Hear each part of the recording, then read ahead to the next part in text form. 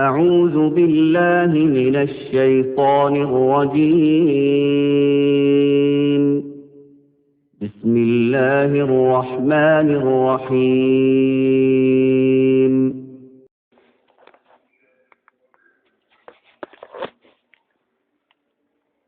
السلام عليكم ورحمة الله وبركاته.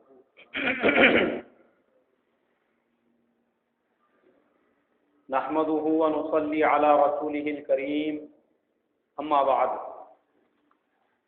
قال الله تبارك وتعالى: أعوذ بالله من الشيطان الرجيم، بسم الله الرحمن الرحيم. وتلك الأيام نداولها بين الناس. وقال تعالى: أعوذ بالله من الشيطان الرجيم، بسم الله الرحمن الرحيم. ولا تهنوا ولا تحزنوا وأنتم الأعلون إن كنتم مؤمنين. صدق الله العظيم.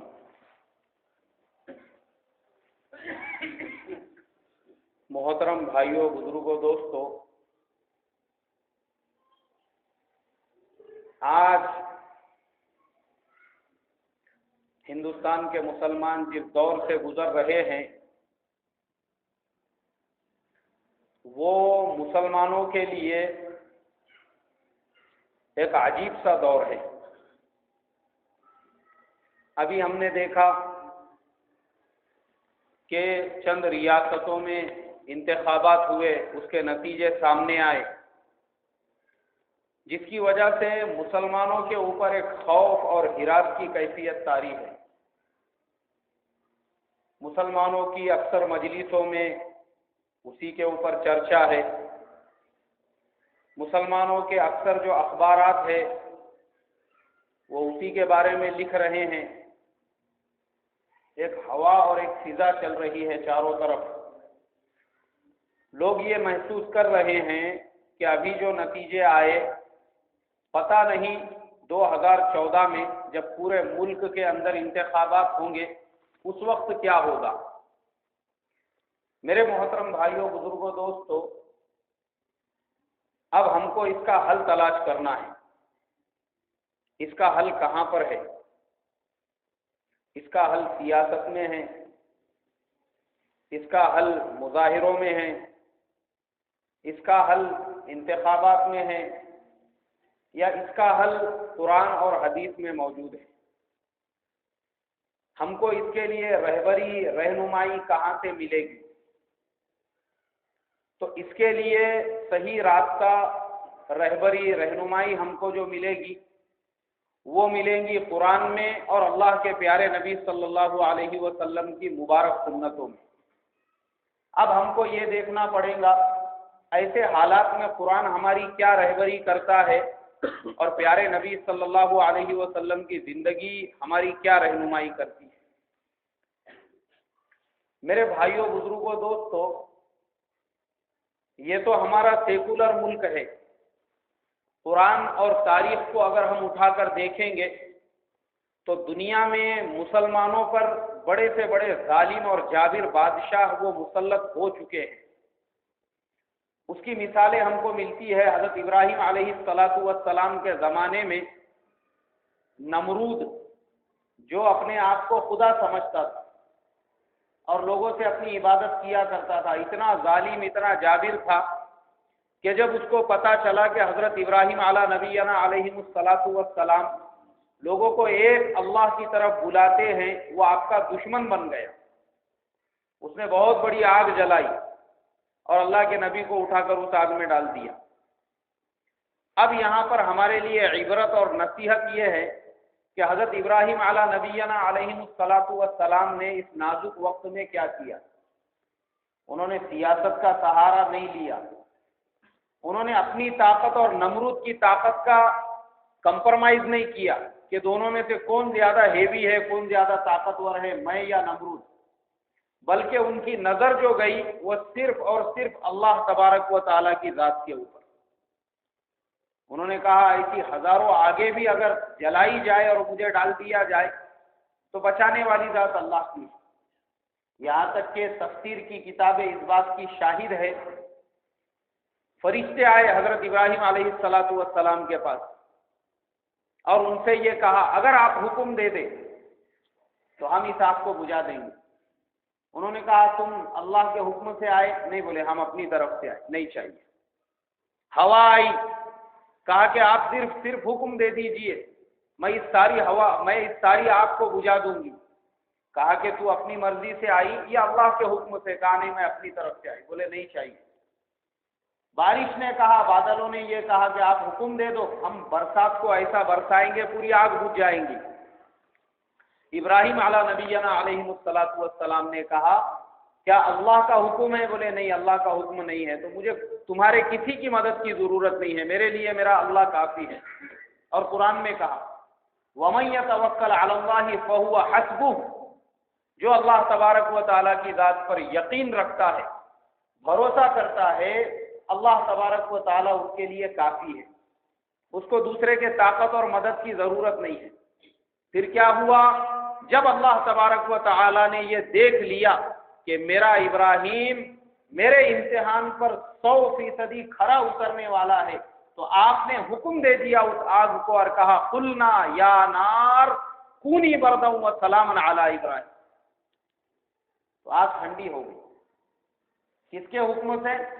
اللہ کے حکم سے۔ دو طاقتیں تھیں، ایک طرف تو کمزور اللہ کا نبی اور دوسری طرف وہ بادشاہ جو پوری دنیا پر حکومت کرتا تھا اور جو لوگوں سے اپنی عبادت کرایا کرتا تھا اور یہ کہتا تھا کہ میں خدا ہوں، مگر اللہ تبارک و تعالیٰ نے اس کے اسکیم کو، فارمولے کو فیل کر کے اس کو یہ بتا دیا کہ تیرے سے بڑی جو طاقت ہے وہ کس کی ہے؟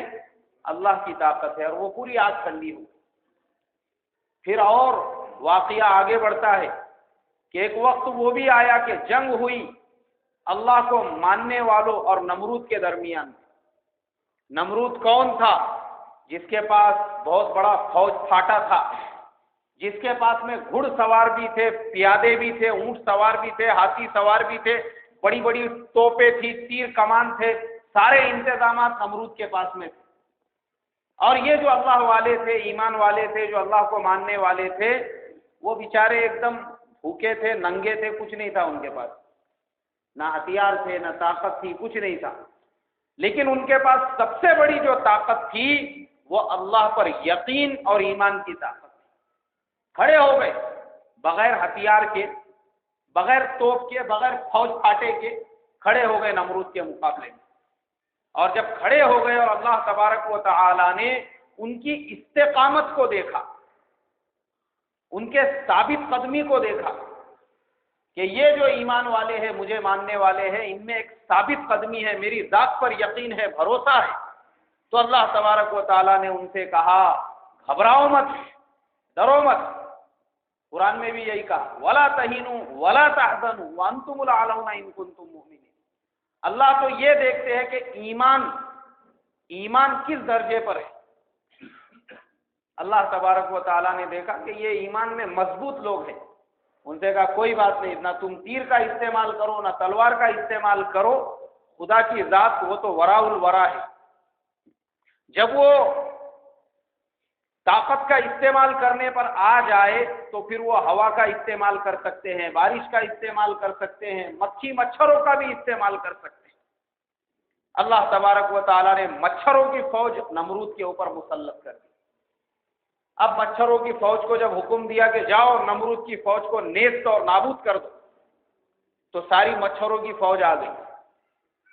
ان میں ایک لنگڑا مچھر تھا، اس نے کہا اے اللہ، ان مچھروں میں بڑے بڑے باڈی بلڈر مچھر ہے، طاقتور ہے، جن کی چیسٹ، جن کے کیا بولیں گے اس کو، کارڈ، جن کے شولڈر ایک دم میرے سے بھاری ہے، اور میں لنگڑا لولا ہوں، میں کیا کر سکتا؟ اللہ نے کہا ارے سب سے بڑا کام تو تیرے سے لینا ہے، اور اس کو نمرود کی ناک میں گھسنے کا حکم دے دیا، اور وہ نمرود کی ناک میں سے اس کے بھیجے میں جا کے بیٹھ گیا۔ اب جب اس کے دماغ میں جا کر بیٹھ گیا تو وہ اس کو کاٹتا تھا، جس کی وجہ سے نمرود کے سر میں درد ہوتا تھا، وہ چلانے لگتا تھا۔ تو حکیموں نے یہ علاج اس کے لیے متعین کیا اور مقرر کیا کہ اس کے سر پہ جوتے مارے جائیں۔ دو غلام اس کے دونوں آزو بازو کھڑے رہ کے اس کو جوتے مارتے تھے، جس کی وجہ سے وہ لنگڑا مچھر تھوڑا سا سائلنٹ ہو جاتا تھا۔ وہ جوتوں کا علاج چلتا رہا۔ ایک دن وہ جوتے مارنے والے تنگ آ گئے، بولے یار اس کو کب تک جوتے مارنے کا، اٹھاؤ بڑا پتھر ڈالو، بولے مستق میں اس کے۔ انہوں نے اٹھا ایک پتھر ڈال دیا، ہمیشہ کے لیے اس کا کام تمام کر دیے۔ اس خدا کا جو یہ سمجھتا تھا کہ وہ دنیا کا خدا ہے۔ دنیا پہ ایسے 4 بادشاہوں نے حکومت کی جنہوں نے پوری دنیا پہ حکومت کی، نمرود، فرعون، حضرت سلیمان علیہ السلام اور سکندر ذوالقرنین۔ یہ 4 بادشاہ ہیں جن میں 2 مسلمان اور 2 کافر تھے، ان میں نمرود بھی تھا۔ تو اس واقعے میں ہمارے لیے عبرت یہ ہے کہ اللہ تبارک و تعالیٰ کے نزدیک توپ کی، فوج پھاٹے کی کوئی حقیقت نہیں ہے۔ وہ تو یہ دیکھتے ہیں کہ ایمان کون سے لیول کا ہے، بس ایمان تھا۔ اللہ تبارک و تعالیٰ نے مدد کی مٹھی بھر لوگوں کی۔ ہندوستان میں تو مسلمان 35 کروڑ ہیں، پھر بھی ان کے دلوں پہ خوف اور ڈر طاری ہے کہ پتہ نہیں ہمارے اوپر نمرود مسلط ہو گیا تو کیا حال ہوگا۔ ارے ہم تو کروڑوں میں ہیں، وہ ہزاروں میں بھی نہیں تھے۔ آگے بڑھتے ہیں، حضرت موسیٰ علیہ السلام کا زمانہ۔ فرعون نے حکم دے دیا بنی اسرائیل میں کوئی بچہ پیدا نہیں ہونا چاہیے۔ نجومیوں نے کہا بچہ اگر بنی اسرائیل میں پیدا ہوگا تو تیری پوری حکومت اور فوج کو ختم کر دے گا، بادشاہ بن جائے گا۔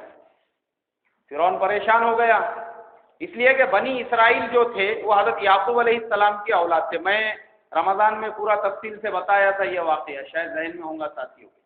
بنی اسرائیل اور فرعون کے خاندان کا جو کمبینیشن ہے، تو بنی اسرائیل سے ان کو چڑ تھی، اس لیے کہ یہ نبی کی اولاد میں سے تھے، اسی لیے ان کو بنی اسرائیل یعنی اسرائیل کی اولاد کہا جاتا ہے۔ اور اسرائیل کون تھے؟ وہ تھے حضرت یعقوب علیہ السلام، جو ان کے 12 بیٹے تھے۔ وہ 12 بیٹوں کا خاندان مصر میں آ کے آباد ہوا تھا، پھر ان کی جو نسلیں چلی اسی سے بنی اسرائیل بنی۔ تو بنی اسرائیل کی الرجی تھی فرعون کے خاندان کو۔ اور فرعون کون تھا میرے محترم بزرگوں؟ اندازہ لگاؤ، جس کا جسم آج تک باقی ہے، آج تک وہ فرعون، اس نے مرنے سے پہلے اپنا مقبرہ خود بنایا تھا، آج بھی ہے۔ اور کیسا مقبرہ بنایا تھا؟ ایسی قبر نہیں بنایا تھا جیسی ہم بناتے 4x2 کی، بلکہ اس کا جو مقبرہ تھا پورا محل بنایا اس نے زمین کے نیچے، ایک دم لمبا چوڑا بڑا محل۔ اور وہ محل کے اندر پوری فوج، پوری اس کی باندیاں، وہ سب انتظام کے مرنے کے بعد ان کو سب کو میرے ساتھ میں دفن کرنا۔ اور وہ جو فرعون تھا حضرت موسیٰ علیہ السلام کے زمانے میں، اس کا نام رام سیس تھا۔ فرعون لقب تھا اس کا، جیسے ہمارے ہندوستان میں بادشاہ کو راجا مہاراجا کہتے تھے، نام الگ ہوتا تھا۔ جیسے بادشاہوں کو بادشاہ کہتے تھے، نام الگ ہوتا تھا۔ جیسے مصر کے اندر بادشاہوں کو فرعون کہتے تھے، ایران میں کسرا کہتے تھے، روم میں قیصر کہتے تھے، نام الگ الگ ہوتے تھے۔ ایسے ہی وہ فرعون جو حضرت موسیٰ علیہ السلام کے زمانے میں تھا، اس کا نام رام سیس تھا۔ اور میرے محترم بزرگوں، سوچو اس نے کیسا اپنے زندگی میں ہی بنایا تھا۔ اس نے اتنا طاقتور تھا کہ علماء نے لکھا ہے 500 سال تک اس کے سر میں درد بھی نہیں پیدا ہوا تھا، ایسا صحت مند تھا۔ لیکن حکم دیا بنی اسرائیل کے بچوں کو قتل کرنے کا۔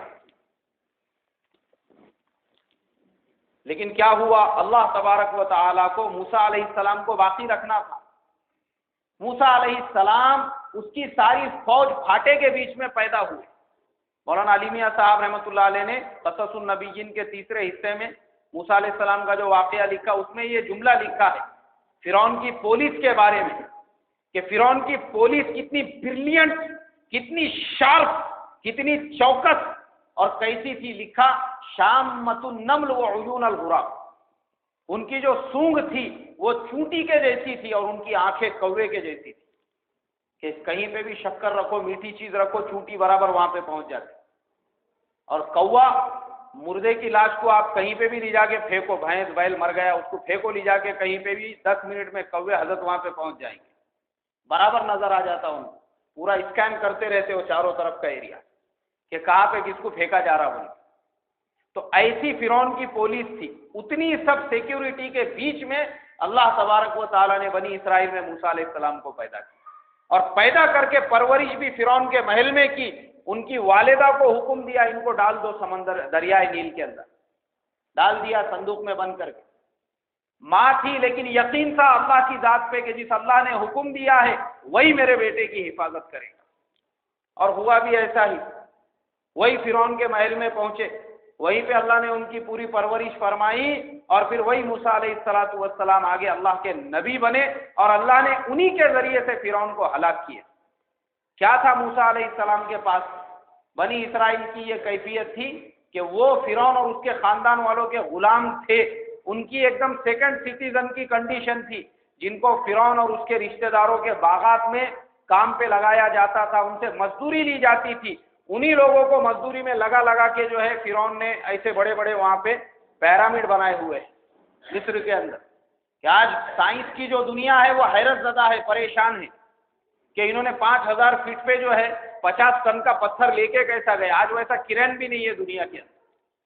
آج اتنی ٹیکنالوجی ہائی فائی ہو چکی ہے، مگر آج تک ویسا کرین نہیں بنا جو 5000 ٹن کے پتھر کو 50 ٹن کے پتھر کو 5000 فٹ کے اونچائی پر لے جا سکے. مگر وہ زمانے میں سوچو انہوں نے کون سی ٹیکنالوجی یوز کی ہوں گی. جو پیرامڈ انہوں نے مصر میں بنائے ہیں وہ پیرامڈ اتنے اونچے ہیں، اور وہاں پہ ایک ایک پتھر 5,000 فٹ کا اپنے 50 ٹن کا جو ہے اوپر لے جا کے لگایا گیا. اتنے وزنی پتھر. تو کس سے کام لیا جاتا تھا؟ بنی اسرائیل سے یہ سب کام لیے جاتے تھے. پورا ایک پہاڑ فرعون نے وہ پورے پہاڑ کو ایسا تراشا، آزو بازو کا سب ہٹا کے خالی بیچ میں جو ہے شیپ کا اپنے شیر کا شیپ دیا ہوا ہے، اور چہرہ انہیں خود کا بنانے لگایا شیر کی طرح. ہمارے یہاں پہ بھی بہت سارے جو ہے لوگ ان کو شیر بننے کا بہت شوق رہتا. ان کے مرے بعد لوگ لگاتے ان کے فلیکس اور لکھتے کہ واہ زندہ ہے. بولے گیا نہیں ابھی تک ہے، بولے زندہ. مطلب کیا رہتا؟ یہ خیالی تصور ہے، خیالی. مطلب لو آدمی سمجھتا خود کو، حالانکہ حالت ایسی ہو جاتی کہ پیجامے میں ہگ دیتا وہ بیچارہ بستر کے اوپر. خود کا پیخانہ کنٹرول نہیں کر سکتا، مگر کیا رہتا؟ اپنے دل کو اطمینان دینے کے لیے لوگ آدھے شیر کی اور آدھی جو ہے کٹھو بھائی کی فوٹو لگاتے اور بولتے یہ ہمارا شیر ہے. تو فرعون نے بھی ایسا ہی کیا. اس نے کیا کیا؟ وہ جو احرام بنائے ہوئے ہیں اس کے سامنے ابو الہول ہے، اس کو کیسا بنایا؟ پہاڑ تھا وہاں پہ، پورا پہاڑ. نیشنل جیوگرافک جو چینل والے ہیں انہوں نے پورا ریسرچ کیا اس کے اوپر. وہ پورے پہاڑ کو آزو بازو ہٹا کے پورا شیر کا شیپ دیا، اور سامنے چہرہ اس نے خود کا بنایا وہاں، یہ بتانے کے لیے کہ میں شیر سے زیادہ طاقت والا ہوں. اس کے بعد میں کیا ہوا؟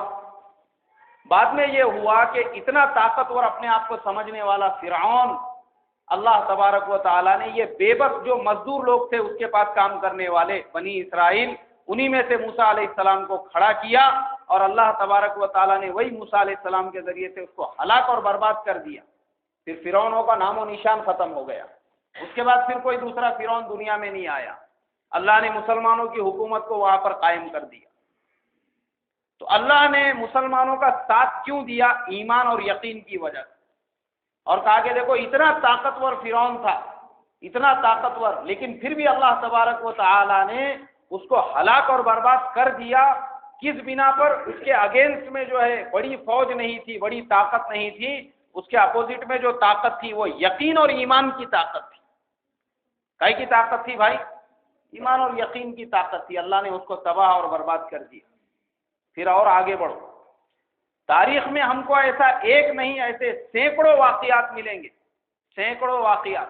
اصحاب کہف کا واقعہ، کیا اصحاب کہف بیچارے 4-5 لوگ تھے، قرآن میں کہا کہ تم ان کے بارے میں نہیں جانتے. کوئی کہتا ہے 5 تھے، کوئی کہتا ہے 6 تھے، وہ اللہ کو معلوم ہے کتنے.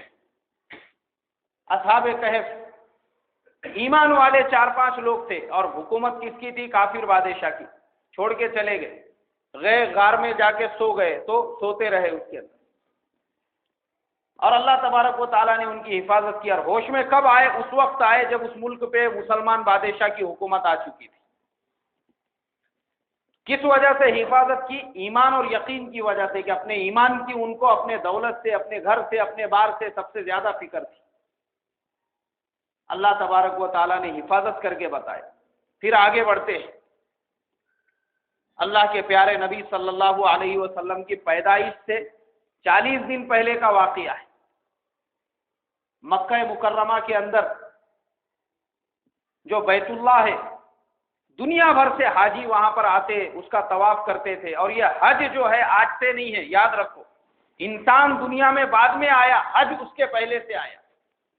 اللہ تبارک و تعالی نے بیت اللہ کو دنیا قائم کرنے سے پہلے زمین کے اوپر پہلے بیت اللہ بنایا۔ میں اس سے پہلے بتا چکا ہوں کہ بیت اللہ جس جگہ پر ہے وہ سینٹر آف ارتھ ہے۔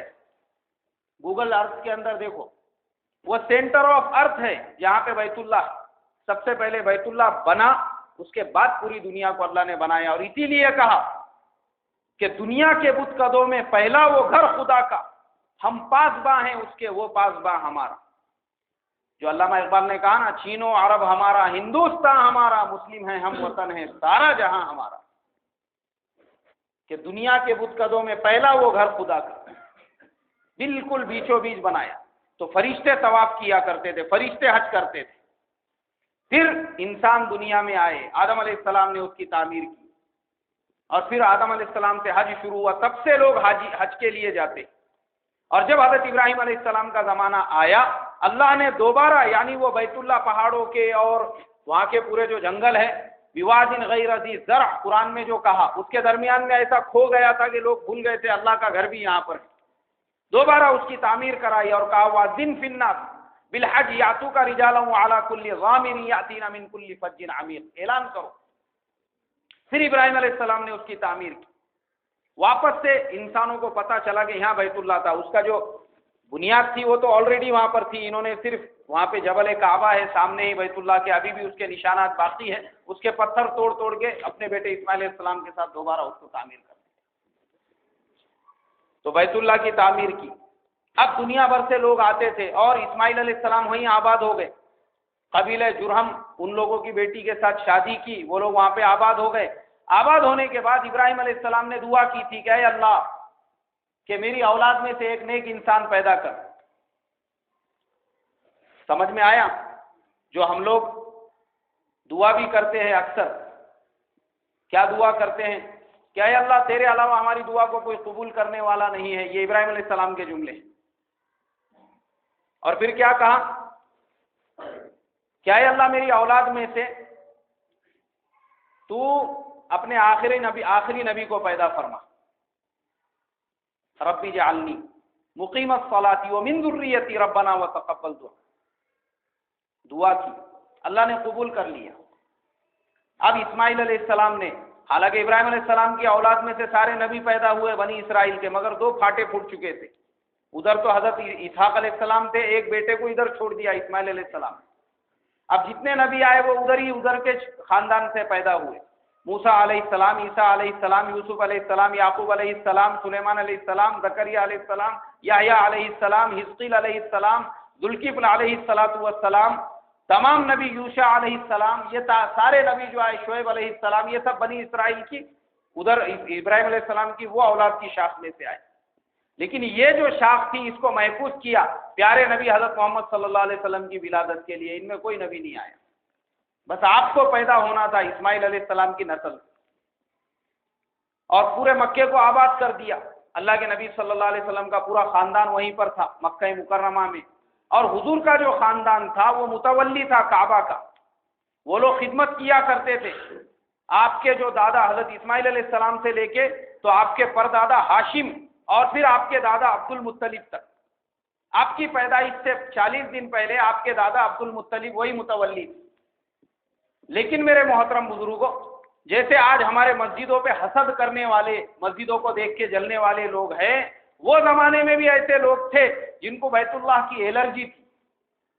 ان کو لگتا تھا کہ بیت اللہ کے جیسا ہمارے یہاں پہ بھی کوئی بیت اللہ رہنا جس کے پاس پوری دنیا سے جو ہے لوگ آ کے عبادت کر سکے اور اس کا طواف کر سکے۔ ابراہا جو بادشاہ تھا وہ یمن کا رہنے والا تھا، اس نے یمن میں ایک ڈپلیکیٹ بیت اللہ بنایا تھا، اس کا بھی جو ہے پورا میرے پاس میں میرے لیپ ٹاپ کے اندر پورا ڈیٹیل ہے، اس کی تصویریں وغیرہ سب کچھ ہے، اس کے نشان آج بھی موجود ہے یمن۔ تو وہ ڈپلیکیٹ جو بیت اللہ ابراہا نے بنایا تھا اس کو آج تک اسی لیے رکھا گیا ہے تاکہ دنیا میں لوگ دیکھ کے عبرت حاصل کر سکے کہ یہ آدمی یہ ڈپلیکیٹ بیت اللہ بنا کے اوریجنل کو توڑنے کے لیے گیا تھا تو اس کا کیا اثر ہوا۔ ابراہا نے بنایا کمپٹیشن میں کہ بولے اگر وہ بیت اللہ میں اتنے لوگ آ رہے ہیں تو میرے بیت اللہ میں بھی آنا چاہیے، اور ملکوں میں جا کے اس نے اپنے سفیر روانہ کیا اور اعلان کیا کہ میرے بیت اللہ میں بھی آ کے عبادت کیا کرو، یہاں بھی حج ہوتا ہے۔ اب مکے کے جو لوگ تھے وہ کچھ تجارت کی غرض سے یمن گئے، اور دو نوجوانوں کو بہت غصہ آیا اور انہوں نے کیا کیے، ابراہا کے بیت اللہ میں جا کے بیت الخلا کیے راتوں رات میں اور بھاگ کے آ گئے وہاں سے۔ اب جب اس نے صبح میں دیکھا کہ وہاں تو پرساد رکھے ہوا تھا، ارے بولے یار تعالیٰ یہ صبح صبح کیا ہو گیا، جیسی صبح صبح ہم گئے بولے عبادت کے لیے تو دیکھے وہاں پہ آلریڈی پرساد موجود تھا۔ غصہ آیا اس کو، اور پتہ چلا کہ جو یمن کا قافلہ یہاں پہ مکے کا جو قافلہ آیا ہوا تھا تحقیق کرنے کے لیے گیا تو معلوم ہوا وہ تو راتوں رات انہوں نے روانگی کے آداب لے لیے اور وہ آدھے راستے تک پہنچ چکے۔ بہت غصہ آیا، پوری ایک فوج تیار کی ہاتھیوں کی۔ قرآن نے کہا الم ترى کیف فعل ربک باصحاب الفیل، اللہ نے کہا یاد ہے یا نہیں ہے تم لوگوں کو، پتہ ہے یا نہیں ہے ہم نے ہاتھی والوں کے ساتھ میں کیا کیا تھا، یاد دلایا اللہ تبارک و تعالی۔ اب ابراہا پوری فوج لے کے گیا، اور فوج لے جانے کے بعد میں مینا کے قریب میں ایک وادی ہے، اس وادی میں اپنی پوری ہاتھیوں کی فوج لے کر وہاں پہ قیام کیا، اور یہ ارادہ کیا کہ بیت اللہ کے اوپر حملہ کرنا ہے۔ وہ وادی آج بھی موجود ہے، وہ پوری جگہ حاجی لوگ جب جاتے ہیں تو بتانے والے بتاتے ہیں کہ دیکھو ابراہا یہ وادی میں رکا تھا اور یہاں پہ اس کے پورا ہاتھیوں کا قافلہ جو ہے رکا ہوا تھا۔ ابراہا نے مکے میں آ کے اعلان کر دیا اور کہا کہ تمہارا جو بیت اللہ ہے میں اس کو توڑنے کے لیے آیا ہوں، اور ان قریب میں اس کو توڑنے والا ہوں۔ مکے والے گھبرا گئے، اس لیے کہ طاقت جو تھی ابراہا کی وہ بہت زیادہ تھی، مکے والوں نے کبھی ہاتھی دیکھا بھی نہیں تھا، کیونکہ ہاتھی عرب ملکوں میں نہیں ہوتا ہے۔ حضور پاک صلی اللہ علیہ وسلم کے دادا حضرت عبد المطلب، ان کے اونٹ مینا میں چرا کرتے تھے، ابراہا نے ان کے اونٹوں پر قبضہ کر لیا۔ شام کو عبد المطلب کو معلوم ہوا کہ چرواہا ابھی تک اپنے اونٹ لے کر نہیں آیا ہے، تو حضرت عبد المطلب تحقیق کے لیے پہنچے، کیا ہوا کیا نہیں، پتہ چلا کہ ابراہا نے اونٹوں کو قید کر لیا ہے۔ حضرت عبد المطلب پہنچے ابراہا کے پاس میں اور کہا کہ بھائی مجھے پتہ چلا ہے کہ آپ نے میرے اونٹوں کو قید کر لیا ہے، میں آپ کے پاس اپنے اونٹ چھڑانے کے لیے آیا ہوں۔ تو آپ کی بات سن کر ابراہا ہنسنے لگا اور کہنے لگا کہ یا ابن بنو ہاشم، اے ہاشم کے بیٹے، میں نے تمہارے بارے میں یہ سنا تھا کہ تم بہت عقل مند اور ہوشیار آدمی ہو، تمہاری باتیں تو ایک گنوار دیہاتی کے جیسی ہے۔ بولے کیوں بھائی کیا ہوا؟ ارے میں تمہارے بیت اللہ کو توڑنے کے لیے آیا ہوں، مجھے لگا کہ تم مکے کے سردار ہو، بیت اللہ کے متولی ہو، تم سید المکہ ہو، میرے پاس میں آؤں گے، آنے کے بعد میں میرے سے تم بات کرو گے بیت اللہ پہ حملہ نہیں کرنے کے بارے میں، تو تم نے تو بیت اللہ کا تذکرہ ہی نہیں کیا، تم کو اپنے اونٹوں کی فکر ہے۔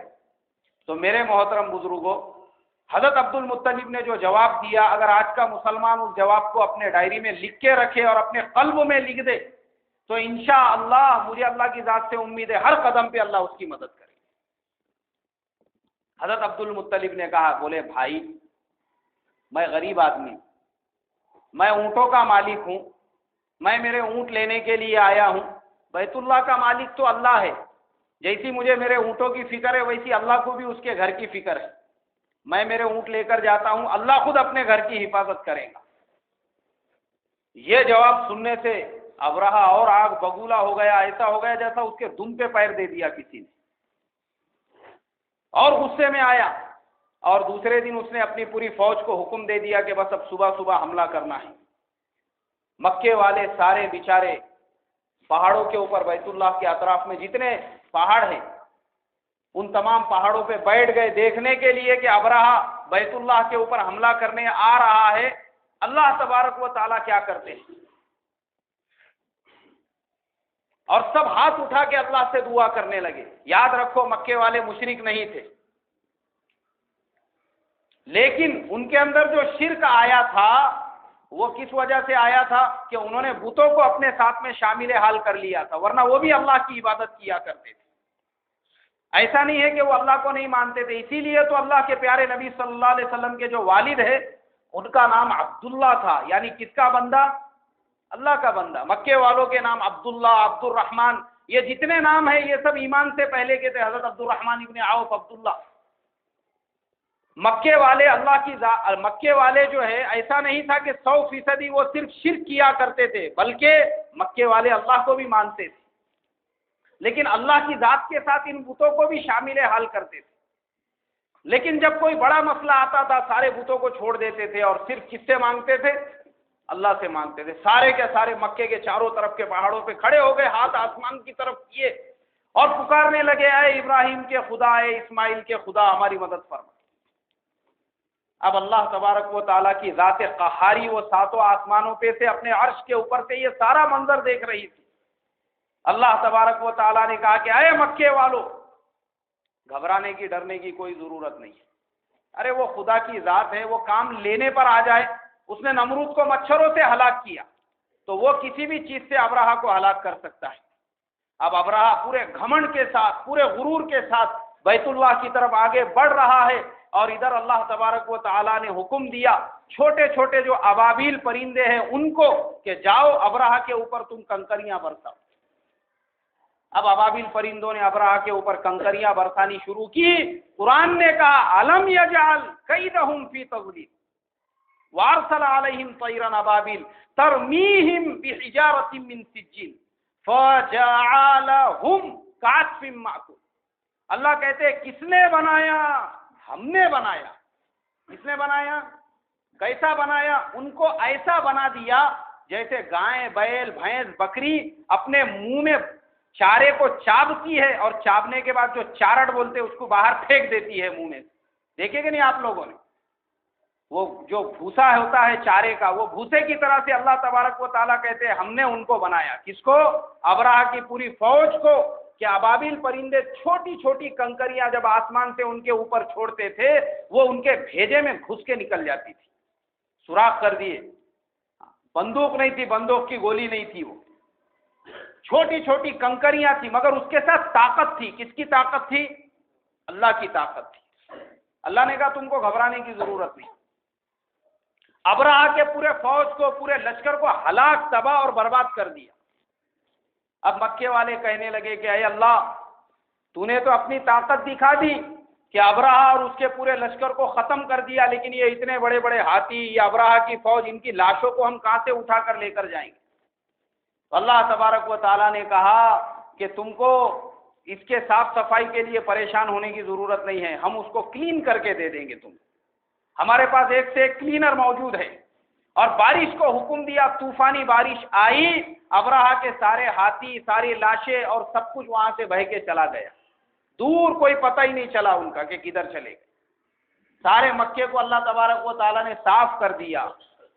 تو یہ واقعہ آج کے مسلمانوں کے لیے عبرت ہے کہ اے مسلمانوں، تم آج کے فرعونوں سے، آج کے نمرودوں سے گھبراؤ مت۔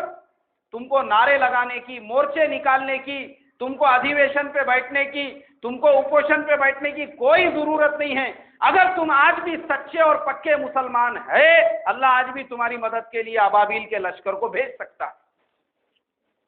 قرآن نے کہا وَلَا تَهِنُوا وَلَا تَحْزَنُوا، ارے تم کیوں ڈرتے ہو، کیوں گھبراتے ہو؟ تمہارے اوپر ایک خوف طاری ہو گیا کہ پتہ نہیں 2014 میں کیا ہوگا، کہیں کوئی نمرود ہمارے اوپر مسلط نہ ہو جائے۔ یہ ڈر تمہارے دل میں کیوں پیدا ہوا؟ اس کو نکالو۔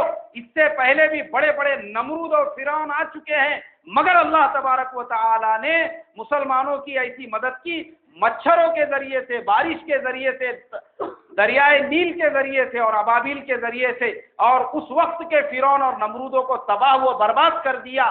آج کے نمرودوں کو بھی اللہ تباہ اور برباد کرے گا، مگر شرط یہ ہے کہ مسلمانوں کو ہوٹلوں میں بیٹھ کے چائے پیتے پیتے اور بیڑی کا کش لیتے لیتے خالی چرچا کرنا نہیں پڑے گی، بلکہ مسجدوں کا رخ کرنا پڑے گا۔ کائے کا رخ کرنا پڑے گا؟ مسجدوں کا رخ کرنا پڑے گا۔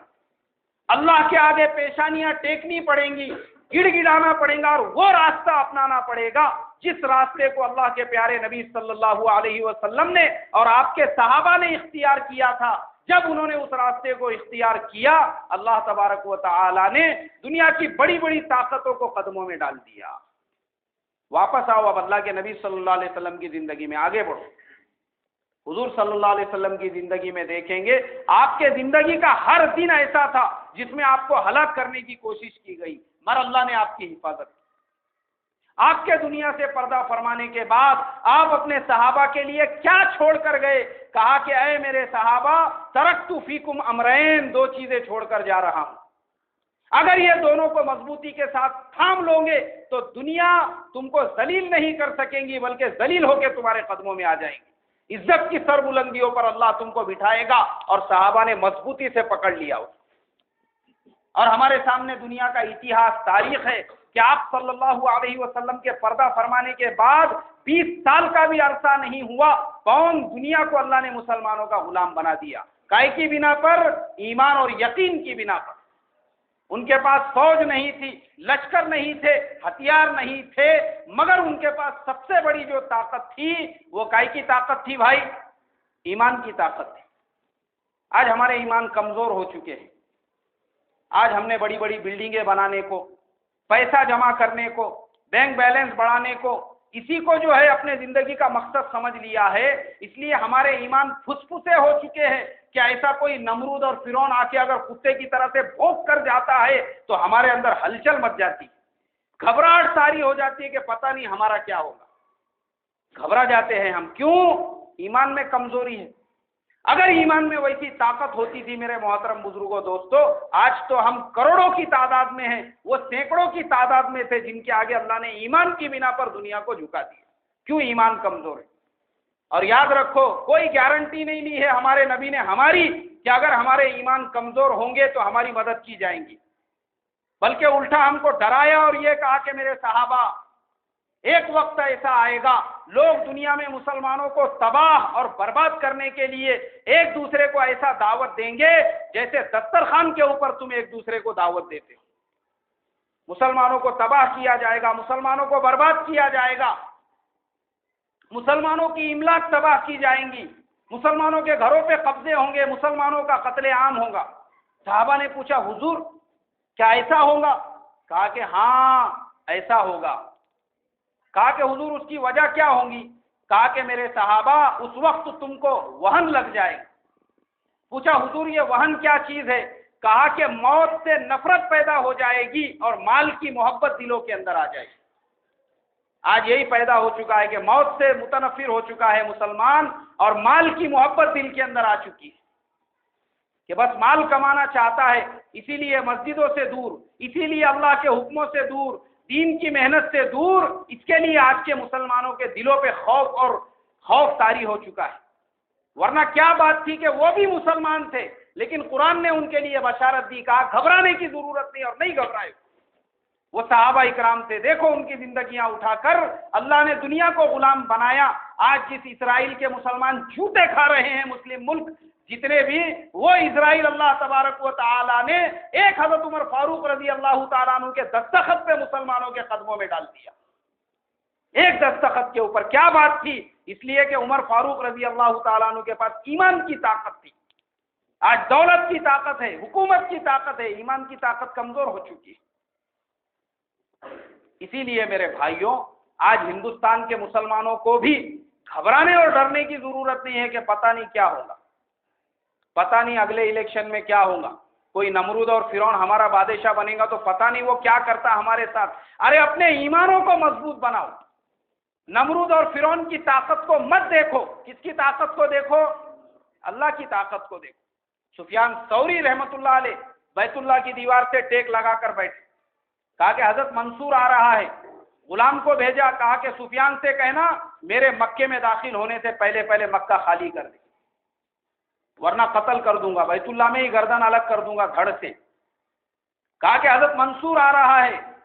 سفیان ثوری رحمت اللہ علیہ کے شاگردوں نے کہا حضرت آپ کے لاکھوں شاگرد ہیں، جان دو رکامے کے ناتکو کائکو لگے، آئیں گا آپ کو قتل کر دیں گا، ہمارا نقصان ہوگا، ایسے ہمارے جیسے لاکھوں شاگردوں کا نقصان ہوگا، تھوڑا آپ پیچھے ہٹ جاؤ۔ ٹیکا لگا کے بیٹھے تھے، اٹھ کے سیدھے بیٹھ گئے اور کہا خدا کی قسم منصور مکے کی حدود میں بھی داخل نہیں ہوگا۔ یہ تھی ایمان کی طاقت۔ جب یہ جملے زبان سے نکلے، مکہ مکرمہ کی حدود میں آنے سے پہلے منصور کا اونٹ بدکا، ایک پہاڑی پہ لے جا کے اس کو اتنی زور سے پٹکا، گردن کی ہڈی ٹوٹ گئی اور مر گیا۔ یہ تھی ایمان کی طاقت۔ نظام الدین اولیاء رحمۃ اللہ علیہ بیٹھے ہوئے تھے دلی کے اندر، اور نادر شاہ نے غلام بھیجا، ہمارے دلی میں آنے سے پہلے دلی خالی کر دو۔ کہا کہ ہنوز دلی دور است، ابھی دلی بہت دور ہے۔ کہا کہ ہنوز دلی دور است، ابھی دلی بہت دور ہے۔ کیا طاقت تھی؟ یہ ایمان کی طاقت تھی۔ آج مسلمانوں میں اس کی کمی ہے، اس لیے آج کے جو فرعون اور نمرود ہے ان کا ڈر ہمارے دلوں پہ بیٹھ گیا ہے۔ اور ہوا ایسا ہی، نادر شاہ مجلس لگا کے بیٹھا تھا، دلی کے باہر جو پالم ہے وہاں تک پہنچ گیا۔ کہا کہ نظام الدین اولیاء رحمۃ اللہ علیہ کو پھر غلام بھیج کر کہا کہ پالم تک پہنچ چکا ہے، اب دلی میں انٹری کرنے والا ہے۔ حالانکہ پالم میں آج دلی کا ایئرپورٹ ہے، پھر بھی حضرت نظام الدین اولیاء رحمۃ اللہ علیہ کا ایمان دیکھو۔ کہا کہ ہنوز دلی دور است، ابھی دلی بہت دور ہے۔ کیا یقین ہوگا، کیا ایمان ہوگا، یہ جملے کا نکلنا تھا۔ اس کی جو مجلس تھی خیمے میں لگی ہوئی، اوپر سے جھومر گرا جس سے سر پھٹ گیا اور وہیں پہ مر گیا، دلی میں داخل بھی نہیں ہو سکا۔ اس لیے میرے بھائیوں، بزرگوں، دوستوں، ڈرو مت۔ آج کے فرعونوں سے مت ڈرو، آج کے نمرودوں سے مت ڈرو، بلکہ کس سے لو لگاؤ؟ اللہ کی ذات سے، مسجدوں سے تعلق جوڑو، نمازوں کو زندہ کرو، 5 وقت کی نمازوں کو مسجدوں میں پہنچو، تسبیح تلاوت کا اہتمام کرو اور اللہ سے مانگو کہ اے اللہ ہم کمزور ہیں لیکن تو طاقت والا ہے، تو ہماری مدد فرما۔ کریں گے انشاءاللہ۔ اللہ ہم تمام کو عمل کی توفیق عطا فرمائے۔ جن کی سنتیں باقی ہے وہ پڑھ لے بھائی۔